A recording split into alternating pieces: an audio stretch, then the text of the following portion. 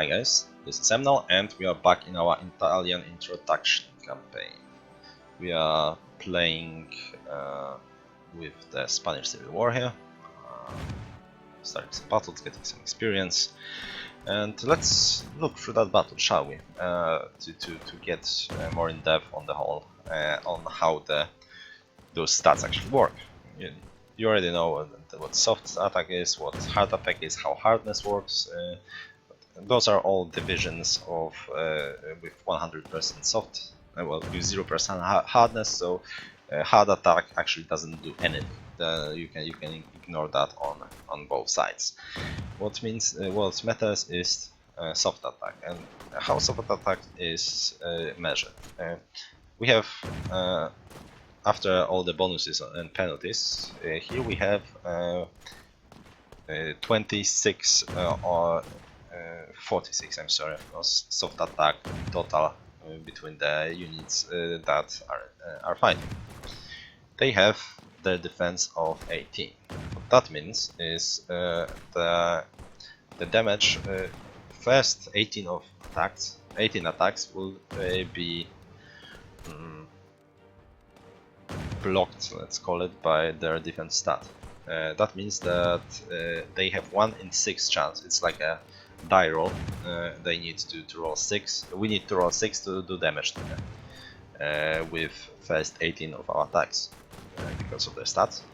But what's left? So what was it? Another 28 attacks that so first 18 only have 1 in 6 chance. But another, the rest that are not blocked by other defense stats have 50% chance of actually dealing damage. What that also means that if it doesn't matter. So imagine they have 46 defense here. That means they would.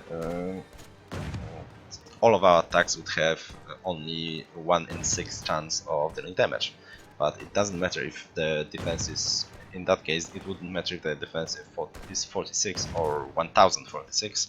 We would still have all of our attacks would still have 1 in 6 chance. So you get the gist. How like too high of a defense isn't always beneficial. Similar here, they only deal between 2 and 5, depending if it's night or day attacks to us. All of those have 1 in 6 chance of actually damaging us.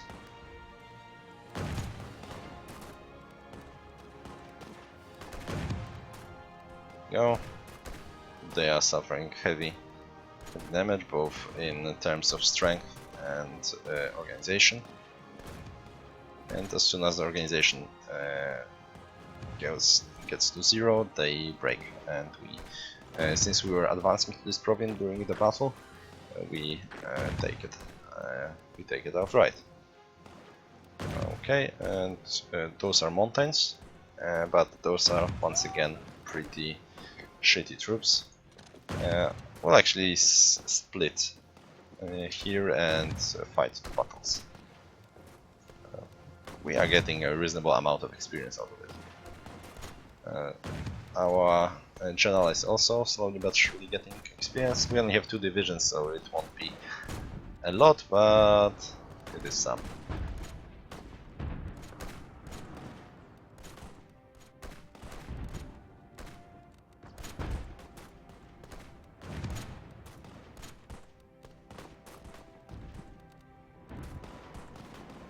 See here, our units already leveled to the regular and are gaining experience to the next level. And here, okay, we have only 54 and 55, 52. What I'm saying, and the 64% strength. Yeah, because one of the reasons here is the fact that we are spending our equipment and manpower on producing those divisions first. It probably would be wise to switch that around. and do reinforcements and upgrades. Those are our elite divisions, so they will get their stuff first. You know what, upgrades can wait. Let's do that. So reinforcements, then production, then upgrades. Also, since we are here, you can see 1 out of infinity. We can change how many times do we want to do that. For now, let's do 1. Also, if you, for example, already produced 3 of each, and you want that to be the last one, just set it to 1. It won't reset the one you are doing, but it would be for example 3 out of 1. What that would mean is that unit that is already in production will finish, and then next one won't start. For now, let's keep it like that. Yeah, and then we'll possibly add a few more, but we should start. We will regain some of our strength shortly when we'll be out of combat, that is.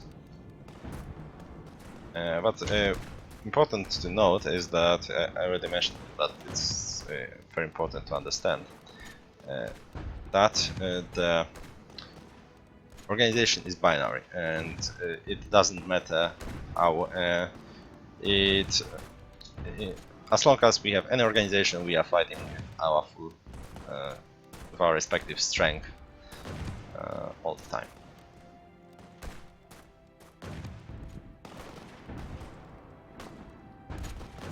Oh, and here you see command skill.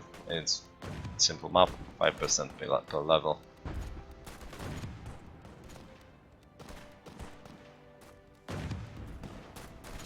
They aren't doing very much damage. We are neither. We're doing more, but still. What will happen when we lose? We'll just sit here and go back to here and gain organization, which is alright. We finish the construction. We'll take care of that in a second. Alright, then we'll just sit here. Hopefully we'll gain some strength. As you can see, we are missing quite a lot of equipment.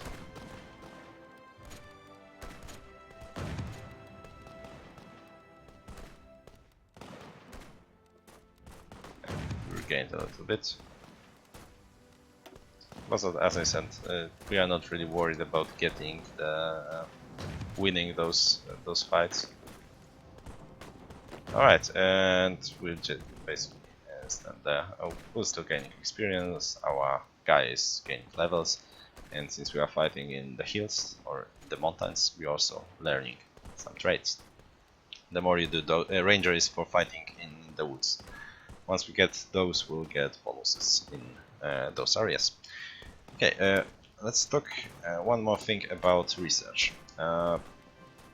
You probably noticed that this pop-up was a while ago, and the reason I wasn't outright pausing and going to do the research is that you have an ability to save up to 30 days, and as long as that's you know, as long as that's only 30 days, you aren't wasting any research by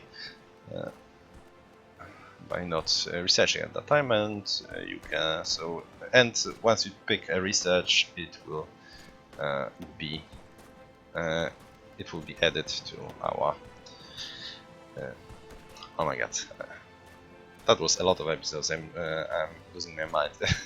it will be just that research will be added to will be used outright the moment we pick research. What we want now is a recon company. It makes our units empty faster, and also adds reconnaissance, which is used for by our generals to pick proper tactics. There is a bigger chance that they will pick good ones, and lower chance that they will be countered. It's a good thing to add to your divisions, and we want that fairly soon. Here we go. As you can see, it's already 5% finished. Oops. Right, and pause. Okay, so we are sitting here and we are gaining that preparation bonus, as you can see, 2 per day. And our equipment is coming to us as well. Right, national focus though. You can save up to 10 days of national focus as well, but this bar isn't showing that for some reason. It's only used for well, it really should, but no, I'm not sure if it's a bug or this is only used for your actual focus progress, but I think it should be used for this save as well. Alright, so now we have a choice. We can go for extra research slot, which is obviously reasonable. This is a very high research boost for us. But we could also go for Triumph in Africa and try to go to war with Yugoslavia a bit earlier. Both are reasonable choices, but well, this is basically a safer one. I think we will manage to go to war with Yugoslavia anyway. It would have to waste a lot of time for that to not happen. What is on the line here is our ability to go to war with, for example, Romania after that, and we'll have to keep that in mind. But let's start by getting our research up to speed. This is a very reasonable and safer choice. Speaking about Romania, what we want, I don't think we discussed resources just yet, and the resources are a very important part of, well, we discussed what we produce and what we buy, but we haven't discussed how resources are distributed along over the map. For example, here we see that Yugoslavia has a lot of aluminum, a lot of chromium as well. But also here, Romania has the highest oil income in Europe if we are not counting Caucasus. So we will be able to buy it from them, but we could also just invade them and take it over, which is not a bad idea. Other interesting options, well, not for us, but for example, Sweden has a lot of both tungsten and steel. France, a lot of steel and a lot of aluminum. Aluminum is for planes, steel is for almost everything, and a lot of steel goes into naval production.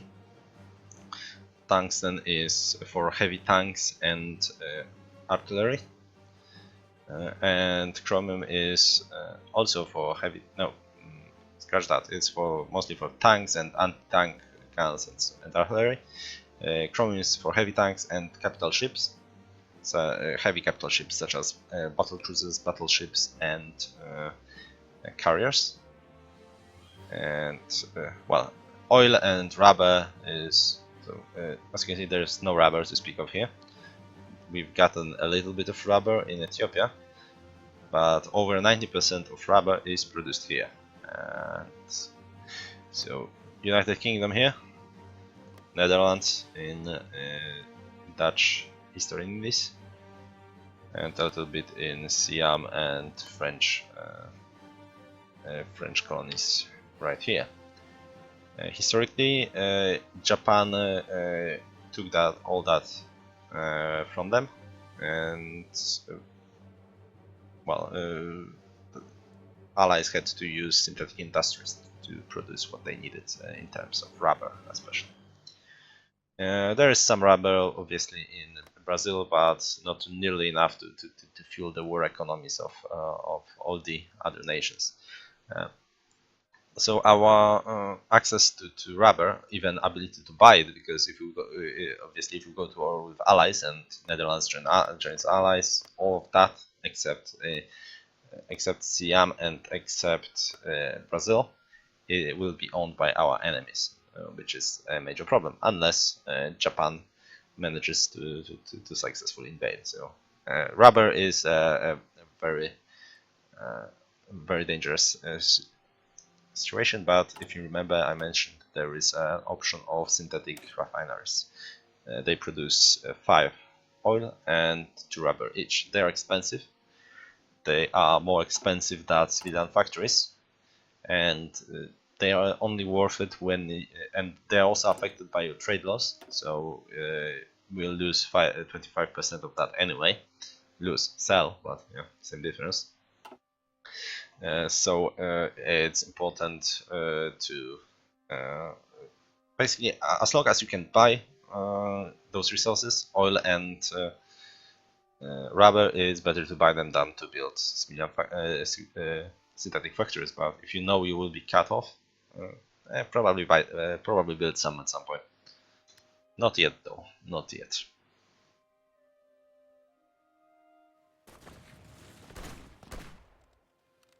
Alright, I think we can do some fighting.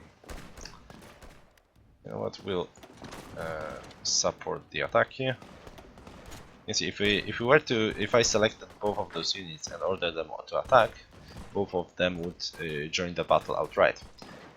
Well, not that battle, because that battle was already going, but you know my gist. And now we'll have to wait for reinforcements, for them to join as reinforcements.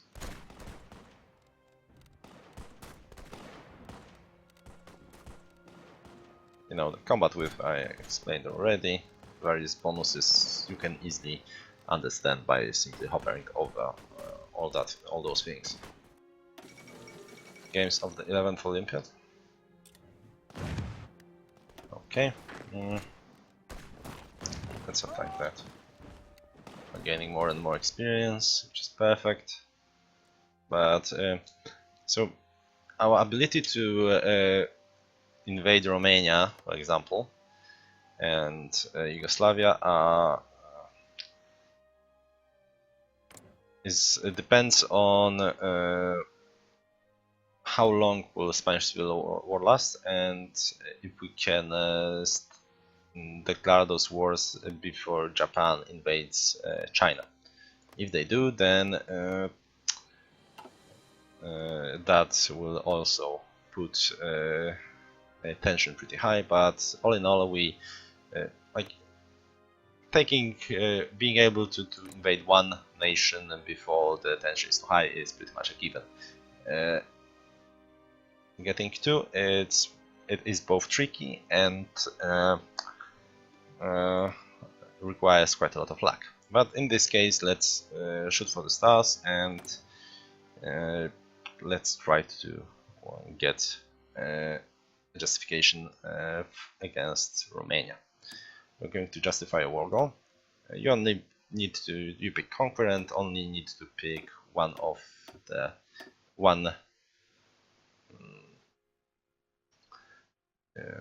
one province for that. You can pick more, but that will be both more costly and more and take more time, and it will increase the world threat that this justification creates. So we'll just take, let's say, it doesn't really matter. Let's pick the one where oil is.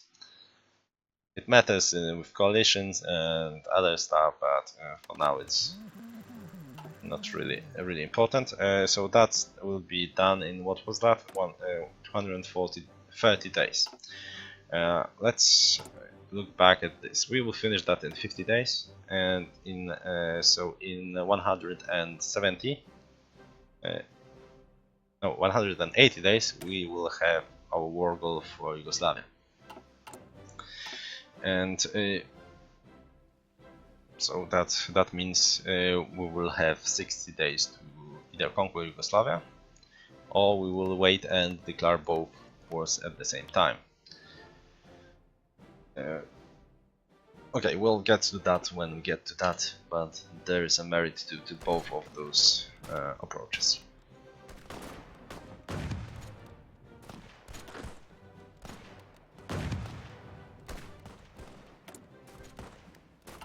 How's our production? Soon we will want, well, first year it's usually best to focus on production of, of course we use the political power, so it will make our investments here take longer, but well, basically Romania is at this point up to 20 civilian factories and up to 7 military factories, as well as very important resources such as oil.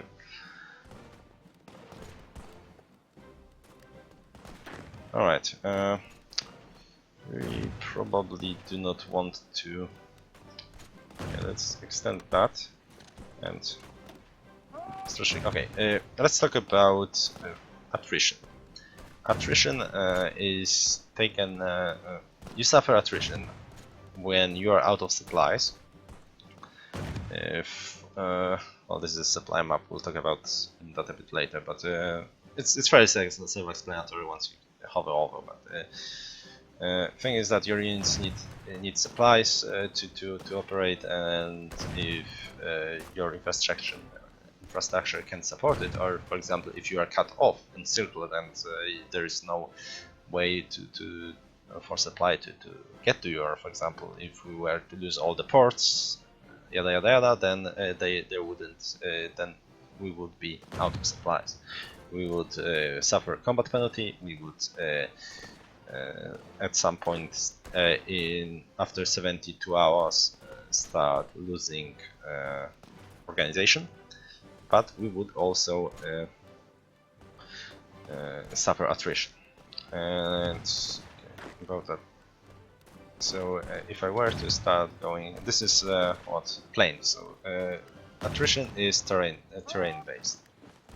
Here I'm moving through mountains, and I'm suffering 40% attrition.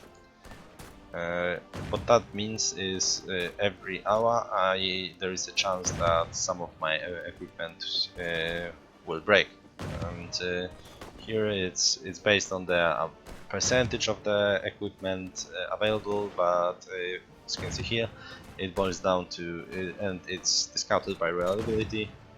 I'm not going to go into too much details, but basically if you are suffering attrition, you are losing equipment. It does not affect your manpower, so you are only losing equipment.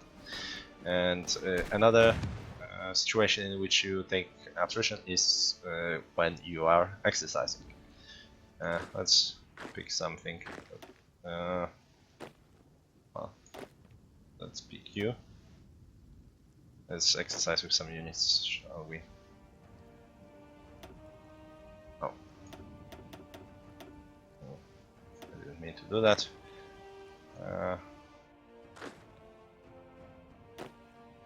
Go.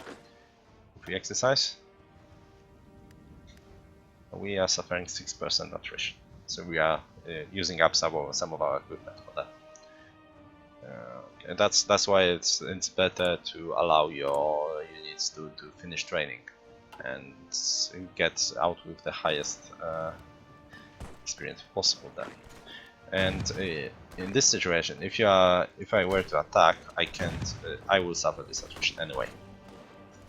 When I'm fighting, I'm also using equipment, or if I were to advance into an empty enemy province, I will also suffer attrition all the time.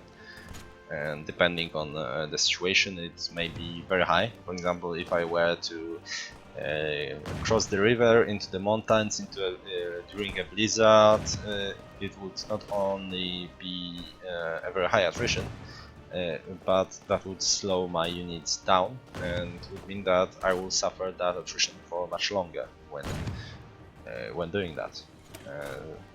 If you see here, this is my speed, but it's lowered by well, here those are mountain troops, so they move faster in the mountains, but the infrastructure is pretty poor here, and that lowers my speed. If it was a river crossing and there was a storm or a blizzard or something like that, my speed would have been smaller. Here, for example, it's only affected by the infrastructure homes. Yeah, here we go.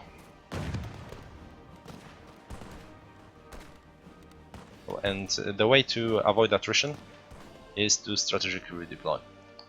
Let's just do that. So we pick the unit or several units that aren't in combat, and we either click on this or press B.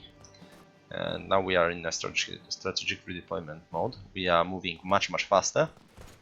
For example, let's say we want to move there. We cannot move into or through territories that are being attacked, so I couldn't just right click here. I cannot click on into enemy territory either, but I can redeploy to unopposed friendly territory. This is the icon. You can see how, so basic speed is 16, well, basic is 10, infrastructure, and infrastructure in this region increases the speed. And we are, as you can see here, we are not suffering. This is that unit. We are not suffering any attrition, even though we are moving through the hills and mountains. So this is we have, however, okay. Now they're really deploying back because they are assigned to this province, but yeah, you know the gist. If we were to move through this, that would take like magnitudes much longer. We would suffer quite a lot of attrition, and but we would not use up our organization. So that's a choice you are facing. If you want your units to be ready to operate outright. I use the strategic redeployment very. I use that a lot.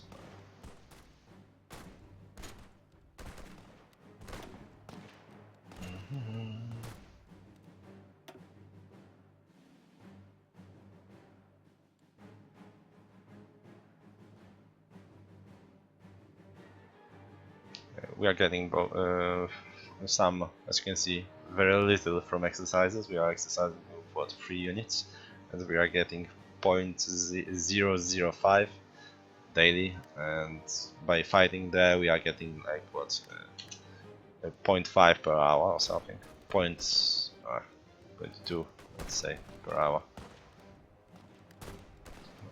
Very much. We are using more equipment while fighting, but it's not even funny how the difference is huge. That's what I meant to say. All right, let's redeploy from here because we are way too close to Madrid for my liking. Let's fight somewhere else. Let's make a front line here. We don't want. I don't know. This civil war, Spanish Civil War, is kind of a toss-up. I've seen both sides with it. Equal. I think the nationalists have a bit of an edge, but it's not too big of an edge.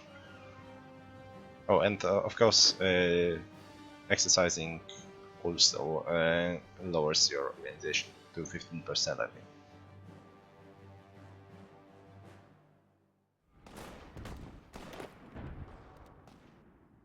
Okay, we have some free dockyards, and let's. How many do we have? One more. Not sure.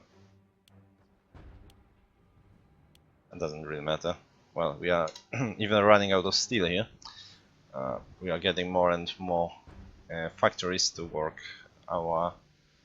Well, it's not more and more. We basically got those. What, 4? What was it? Yeah, 4 from industrial effort 2.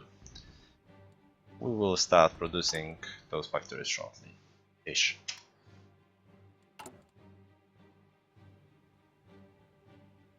How's our exercise? Getting there. Other units. let's add them to this, and they will also start exercising. We'll need to keep removing them to not waste supplies though. Okay, let's wait for them to get that planning bonus a little bit. As you can see, we are getting more and more experience. Let's start attacking. I want to get them at least seasoned. Getting them to veteran would be ideal.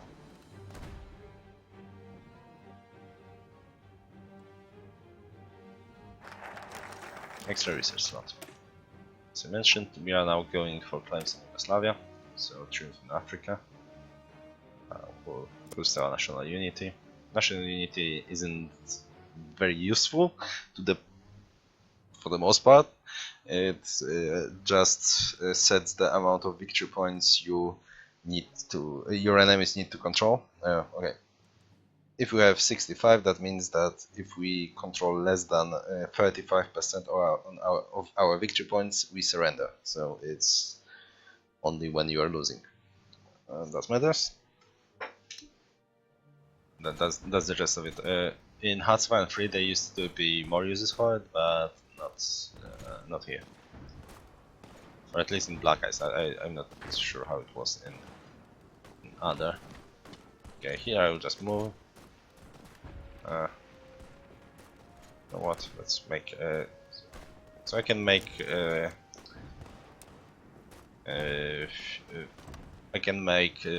different fronts for the same armies. It may become a mess. It sometimes is a mess, but all in all, it's fairly doable. Problem is that if you assign the unit, if you have manual orders and you change assignment of a unit, it will cancel that order, which is annoying.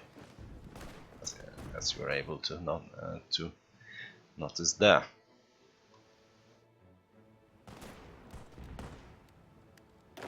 Okay, well, let's join the attack.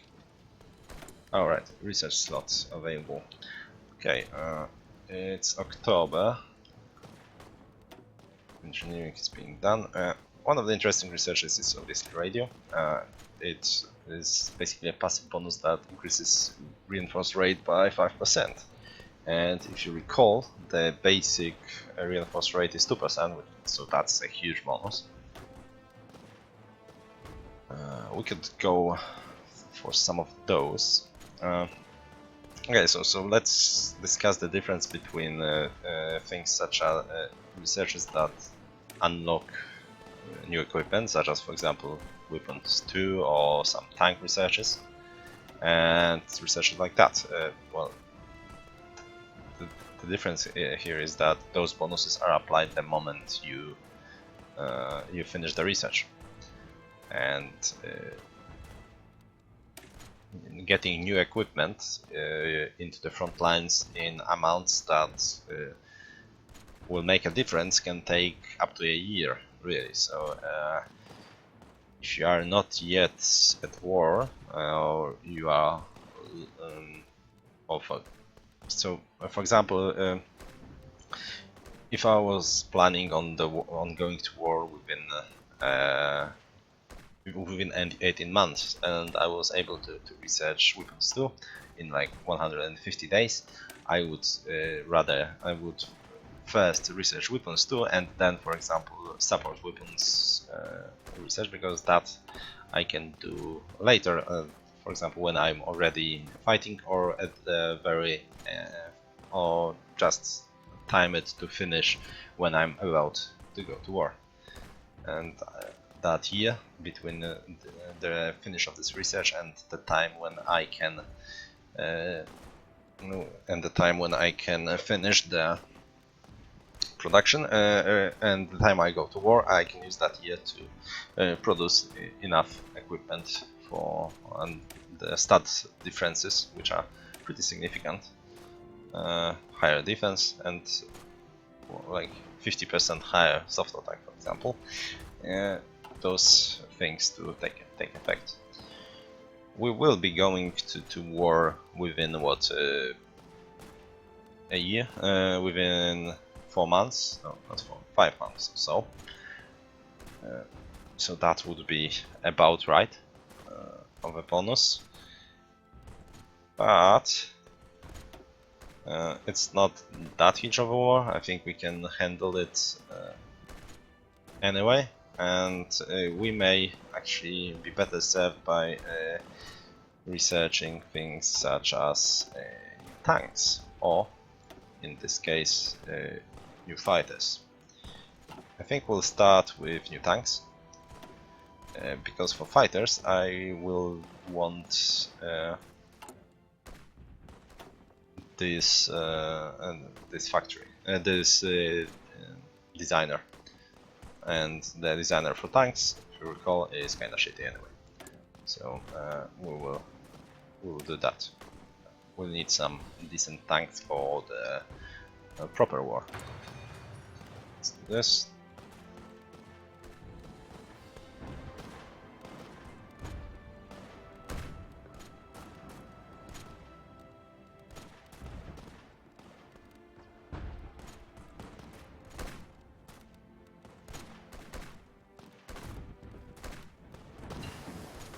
And battle plan finished. Pause. Here we'll just keep going down the tree. We want. There are some very nice bonuses down here. For example, well, supply consumption is great, but this one is a good one. You may remember that a penalty for fighting at night is 50%. For both sides, so this cuts it in half, which is a significant bonus. And those also add up, plus 10% defense, for example, here plus 10% breakthrough, and for our whole army, as well as plus 5% attack. Those are very nice, and organization to all infantry, as well as motorized and mechanized units. Very good stuff. I'm not the biggest fan of this tree. I actually find it the least appealing of all, but it's actually for the nations such as Italy or France, it's good stuff. Okay, we don't want to. I think we have more or less. I would want more experience, but I think that should have to do. I don't want to push them too hard. I don't want them to lose the war too early, for the reason that we don't want the threat to rise too high, and we want to go to war with, get both Romania and Yugoslavia before it reaches 25, as I previously mentioned. Wow, we are way ahead of time, so let's only check on our training. This guy already finished, so let's add him to some other army, remove it from this one at least, and I will try to remember that. Well, probably won't, but I will try to remember that the next episode. Alright, so if you like those things, please subscribe, perhaps share them with some friends who have trouble comprehending how the game works. If you have any other questions, check the link to my Steam guide in the description below, or just find it on Steam. It's the one with the big white AE icon next to it. And well, if you are interested in other nations or with some less instructional gameplay, go ahead and check my other playthroughs. Thanks for watching, and see you next time.